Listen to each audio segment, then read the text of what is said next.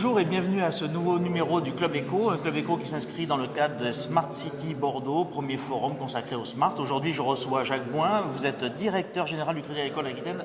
Bonjour Jacques Bouin. Bonjour. Alors, j'en profite puisque je vous tiens, c'est encore l'heure des bilans. Est-ce qu'on peut parler de 2014, petit bilan sur 2014 et peut-être pourquoi pas perspective sur 2015 ? Ouais, 2014 rapidement parce que effectivement c'est maintenant derrière, il faut regarder devant. Que dire, bon, année difficile, enfin conjoncture difficile, pas de surprise, je n'apprends rien. Et dans ce contexte-là, eh bien, je pense que nous avons réussi à faire pas mal de choses, y compris soutenir des entreprises en difficulté. Et Dieu sait s'il y en a eu. Une grosse opération qui nous a occupé pas mal de temps au cours de l'année 2014, c'est la reprise la participation à la reprise du groupe Gascogne, pas la reprise seule évidemment. Heureusement, il y avait des industriels qui ont pris l'initiative de reprendre cette entreprise et nous les avons accompagnés. Donc c'était un gros projet et d'autres entreprises que nous avons dû aider dans cette période difficile, dans des limites raisonnables évidemment, parce qu'il ne s'agit pas de surendetter les entreprises qui auraient du mal à s'en remettre au moment et ne pas pu être présentes au moment de la reprise. Mais globalement, une bonne année pour le Crédit Agricole, avec 47 000 clients nouveaux qui nous ont rejoints, plus de 300 entreprises, Noël, c'est pas rien.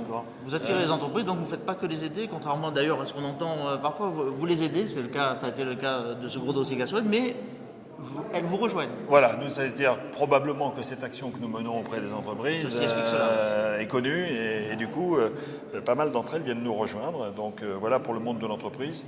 Et globalement, une année de collecte de capitaux significative, 3% d'augmentation de nos encours de collecte. Les Français épargnent, les Aquitains aussi. Ça veut dire qu'ils consomment un peu moins peut-être. Vous savez, voilà, c'est pas forcément toujours un bon signe, c'est aussi, ça témoigne du ralentissement de l'économie. Alors, ils consomment un peu moins, même si les encours de crédit aussi progressent. Donc ça veut dire qu'ils empruntent, ça veut dire qu'ils ont encore des projets. Beaucoup moins que les années passées, mais ils en ont encore. Donc au total, ça fait une année tout à fait correcte pour le Crédit Agricole. Sans plus, j'allais dire, avec un chiffre d'affaires qui se maintient, des risques qui se dégradent. Situation des risques des entreprises qui se dégradent, pas exceptionnellement, mais qui se dégradent malgré tout. On commence à payer le fait d'être depuis quelques années maintenant dans une, si ce n'est dans un le temps marché passe. Qui régresse mais au moins flat quoi. Le temps passe, les premières années, les entreprises ont des efforts à faire, font des économies, piochent dans leur épargne, et puis au bout d'un moment, effectivement, les réserves s'épuisent et les difficultés sont plus importantes tant que la reprise n'est pas là. Alors justement, on parle un petit peu, on évoque, on ose parler de reprise, on commence à parler même de bout du tunnel peut-être. Est-ce que vous êtes Crédit Agricole Aquitaine est un poste de vigie finalement de l'économie. Est-ce que c'est quelque chose que vous sentez? Est-ce qu'il y a au moins un frémissement? Je ne veux pas vous influencer dans votre réponse. Oui, mais le mot est juste. Le mot est juste. On peut parler de frémissement. On ne va pas parler de reprise. Trop tôt pour parler de reprise. Mais on peut parler de frémissement. On peut parler d'arrivée de nouveaux projets que nous n'avions pas au cours des années passées. Projets qui arrivent par des entreprises qui ont besoin de renouveler leur outil de production, de l'adapter. Au bout d'un moment, là aussi, on attend avant de réinvestir. Et voilà. Et donc, besoin de renouveler l'équipement. Des investissements de progrès, j'allais dire, de croissance, pas encore véritablement, on ne peut pas le dire. Mais des entreprises qui sentent que le moment est venu de se préparer à la reprise qui va arriver tôt ou tard. C'est une sorte de stratégie défensive de la part des entreprises, mais qui prépare les batailles de demain. Prépare l'avenir. Alors c'est évidemment, ça ne correspond pas du tout aux grandes années d'investissement des entreprises. Évidemment, on n'en est pas là, mais quelques projets qui réapparaissent et qui donnent un peu confiance sur cette reprise qu'on attend tous, qui malheureusement n'est pas encore là. À propos de projet. Vous en avez un beau, vous en portez un beau projet. Oui. Vous êtes en train de relancer le bâtiment d'une certaine façon. Oui. C'est pas forcément le métier de base de la Banque Verte, mais toujours est-il que nouveau siège social. Vous voulez parler du siège social. Nouveau siège social. Allez, juste en quelques dates. Premier coup de pioche, c'est programmé pour quand? Et puis après, on va parler de l'architecte, un choix. Un vrai choix, un vrai geste architectural, un vrai choix. Vous allez me dire pourquoi. Quelques mots. Je voudrais reprendre ce que vous venez de dire d'abord. C'est pas forcément votre métier premier. Si. Nous sommes le premier banquier de l'immobilier et donc du bâtiment. Du coup, nous sommes le premier banquier. Nous sommes le Crédit Agricole. Crédit Agricole, c'est effectivement le monde de l'agriculture. Nous sommes largement à 90% banquiers de l'agriculture. Mais l'agriculture pèse dans nos activités 15%. Et voilà. Et donc le marché des ménages en particulier, et donc le marché de l'immobilier à travers le marché des ménages, l'immobilier représente quasiment 50% de notre activité. Et donc c'est considérable et c'est la première. Donc, je vous remercie de m'avoir corrigé. Je devrais être bien placé pour savoir voilà. en ce qui concerne les prêts immobiliers. À côté de ça, nous accompagnons les entreprises largement et nous avons d'ailleurs une démarche auprès des entreprises, juste cet aparté, par une approche nouvelle dans notre projet d'entreprise sur le développement de nos territoires et sur l'intégration dans nos activités des filières traditionnelles dans lesquelles nous sommes, l'agriculture, la viticulture, bien entendu, et l'immobilier, mais également de nouvelles filières sur lesquelles nous allons, comme le numérique, je vais sans doute en parler un peu, et la filière mer, et un certain nombre de filières nouvelles, comme l'aéronautique, enfin nouvelles pour le Crédit Agricole, qui sont sans doute des filières porteuses d'avenir et créatrices d'emplois pour demain, et donc nous avons des projets importants en la matière. Alors ce siège, oui. Voilà, ce siège, donc nous allons l'installer au bassin à flot, vous le savez. Oui. Nous allons réaliser un bel immeuble dont vous avez dû faire oui, on a donné tous les chiffres, les photos, les photos, les coordonnées, voilà. Le choix d'un architecte, voilà, un architecte qui est Jean-Michel Villemotte, qui est très connu, qui est l'un des plus grands architectes français. Pourquoi avec Jean-Michel Villemotte? Nous avons réalisé un concours d'architectes, bonne et due forme, avec pas mal d'architectes qui ont concouru. Fait un jury, en présence d'Alain Juppé au passage, qui nous a accompagnés dans ce jury. Nous avons pris notre décision, et cette décision de cet architecte est simplement liée au fait que nous avons trouvé en lui, dans son projet, quelque chose qui correspond au Crédit Agricole, qui correspond à ses valeurs, qui correspond à ce que nous sommes, ce que nous voulons être, et qui nous permet de participer à l'embellissement de la ville, à l'embellissement de ce quartier, une intégration urbaine qui était tout à fait bien vue, bien pensée par cet architecte. Quelque chose de beau mais pas ostentatoire, ça aussi, ce sont les valeurs du Crédit Agricole.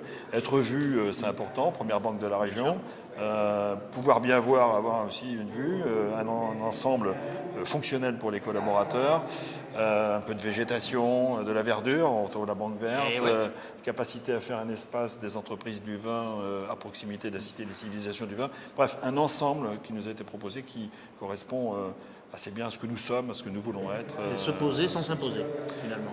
C'est bien vu, c'est bien vu. Tiens, je reprendrai ça. Ouais, c'est pas mal. Il n'y a aucun droit là-dessus. C'est pas mal, c'est pas mal. Il n'y a pas de souci. Je vous citerai quand même. Oui. Oh, ouais. Vous n'êtes pas obligé, vous n'êtes même pas obligé. Alors dites-moi, ce projet-là, bon, c'est un investissement de combien d'ailleurs? Vous l'avez déjà écrit, vous l'avez déjà écrit. Mais peut-être que plusieurs dizaines de millions d'euros. Plusieurs dizaines de millions d'euros. Donc premier coup de pioche. Alors premier coup de pioche 2016. C'est-à-dire, voilà, le calendrier est le suivant. Dépôt de demande de permis de construire à l'été 2015. Vous n'ignorez pas que nous sommes sur un site industriel, ex-site Le Sieur. Ex toujours d'ailleurs. Oui, toujours en production raison. jusqu'à l'été, justement. Donc il ne nous permet pas de commencer aujourd'hui. Il va falloir déconstruire, on dit ça dans le bâtiment. On ne dit pas démolir, on dit déconstruire. Dépolluer un peu. Évidemment. Et pendant ce temps-là, le permis de construire est instruit. Les délais de recours s'exercent. Et ça nous permet d'arriver à aller dans un an, une bonne année, à la fin du premier semestre 2016, on démarre et on termine premier semestre 2018. D'accord. Possession des murs, premier semestre 2018. Voilà, premier semestre 2018, mars, avril. Allez, c'est toujours quelques délais supplémentaires, mais on aimerait bien le faire au premier trimestre 2018. Bon, avant l'été. Voilà. Et nos collaborateurs sont impatients. Parce que c'était un sujet pour nous, de savoir si déménager et sortir de là où nous sommes actuellement, quelle réaction ils allaient avoir. Je crois savoir que ça a été très bien vécu. Et ça a été très bien vu, très bien accepté d'arriver dans cette zone, dans ce secteur, dans lequel il va y avoir pas seulement le Crédit Agricole, bien entendu, mais aussi du logement, la Cité des civilisations du vin, bien sûr, mais une vie autour de ce bassin à flot. Sans doute un peu plus que Boulevard Wilson. Sans doute plus, qui est un quartier qui a vocation à être résidentiel à l'avenir, à l'évidence. Dites-moi, on est dans le forum Smart City. Alors d'ailleurs, on ne s'éloigne pas vraiment du sujet, puisque à mon avis, votre nouveau siège, il va intégrer tout un tas de smart grid, comme on dit. Dans le cadre des smart et de la mouvance Smart City, que fait une banque comme le Crédit Agricole? Alors, je l'ai dit tout à l'heure, je ne vais pas citer le projet d'entreprise que nous avons présenté au mois de juin dernier, et nous avons redéfini véritablement notre approche des différentes filières. Oui. Nous sommes le premier banquier sur le territoire, et le développement des territoires, évidemment, nous concerne. Et donc nous avons redéfini les filières et nous avons défini les filières sur lesquelles nous voulons encore aller plus loin. Et la filière numérique et digitale est effectivement une filière tout à fait prioritaire. Les enjeux de la filière numérique et digitale sont considérables pour les années à venir. Création d'activités, création d'emplois, dynamique, parce que beaucoup de start-up autour de cette filière et donc une dynamique d'entreprise qui est tout à fait appréciable. Donc évidemment, nous avons choisi de développer cette filière. Donc une raison particulière d'accompagner les opérations qui sont menées ici. Nous avons décidé d'affecter des personnes à plein temps sur ces filières. Sur le suivi en fait de certaines startups. Exactement, de certaines startups, de la filière dans son ensemble et des entreprises existantes et des entreprises qui se créent. Il ne faut pas oublier qu'il y a des entreprises qui existent aussi et qui vivent, il y a une cellule de qui cette fait un peu activité. d'intelligence économique. Voilà, en quelque qui fait sorte, de l'intelligence économique, qui mène une réflexion sur l'évolution de cette filière et réfléchit aux solutions que le Crédit Agricole est en mesure d'apporter à cette filière dans son ensemble, aux startups en particulier. Donc une personne en charge de l'innovation, une personne en charge du e-commerce, une personne en charge du numérique en général, une personne en charge de l'accompagnement financier, bien entendu. Donc toute une équipe qui se crée autour de cela. Voilà les raisons pour lesquelles nous le faisons. Je rajoute une autre raison, c'est que nous avons créé au niveau national un village, dit un village de l'innovation, le village BAICA, Bail Crédit Agricole, au niveau national à Paris, qui accompagne une centaine de start-up aujourd'hui et qui a été créé avec des partenaires, de grands partenaires, de grands noms dans la technologie, dans l'informatique, je ne vais pas les citer ici, mais de l'informatique, du numérique, et qui permettent de constituer un réseau entre les différentes start-up que nous installons là-bas et ce que nous allons pouvoir faire en région. Et à Bordeaux, nous avons l'intention de dupliquer ce village national pour pouvoir permettre aux entreprises qui vont se créer ici, justement, d'aller chercher des compétences, de pouvoir avoir un bureau de passage s'ils le sont à Paris. Pas facile d'avoir un bureau à Paris, de se doter d'un bureau à Paris pour quelques passages simplement, quelques visites, quelques recherches de contacts, toute une logistique que nous allons offrir aux startups. Ce sera prévu dans le nouveau siège aussi? Alors, ce n'est pas dans le nouveau siège. Nous avons, pas dans le nouveau siège, parce qu'il me semble que les startups doivent se retrouver entre elles. Ouais. Et si nous avons quelques startups dans notre nouveau siège, elles pourraient être isolées. Donc nous sommes très proches de la cité numérique. Nous allons participer à la création de la cité numérique.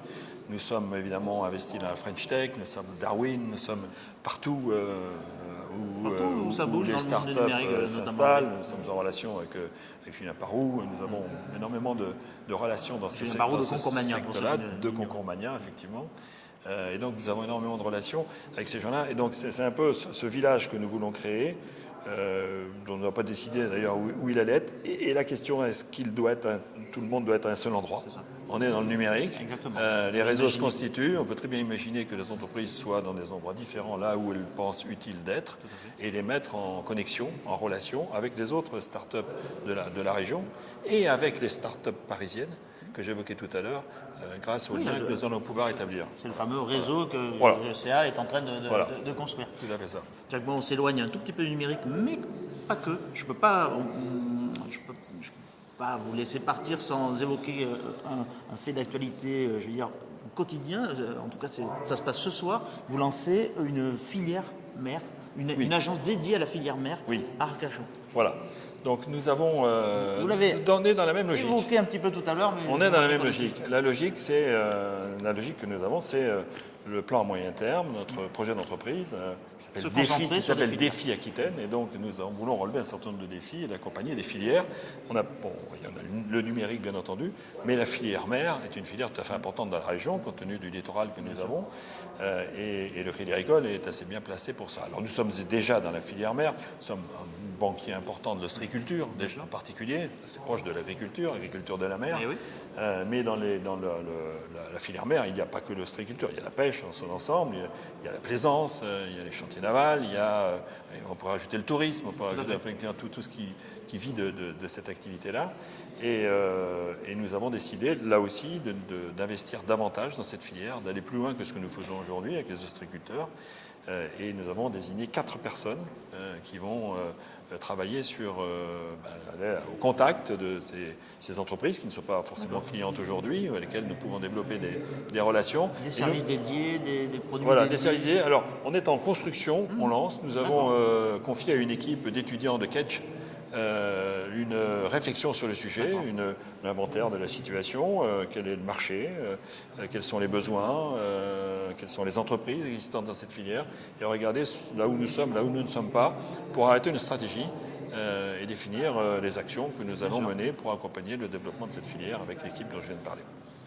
Voilà ce que nous allons faire. On va suivre de très près le développement de cette agence et de cette équipe J'espère consacrée à la filière. qu'on pourra vous donner des résultats concrets. On tiendra au très courant les rapidement. lecteurs de la tribune Objectif Aquitaine, bien sûr, régulièrement des avancées de vos travaux Très bien.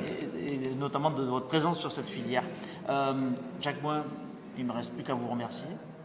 Merci d'avoir participé à cet entretien. Je vous rends finalement à l'événement du jour, à savoir Smart City Bordeaux. Et puis moi, je vous donne rendez-vous pour le prochain Club Éco de la tribune Objectif Aquitaine. À bientôt. Merci.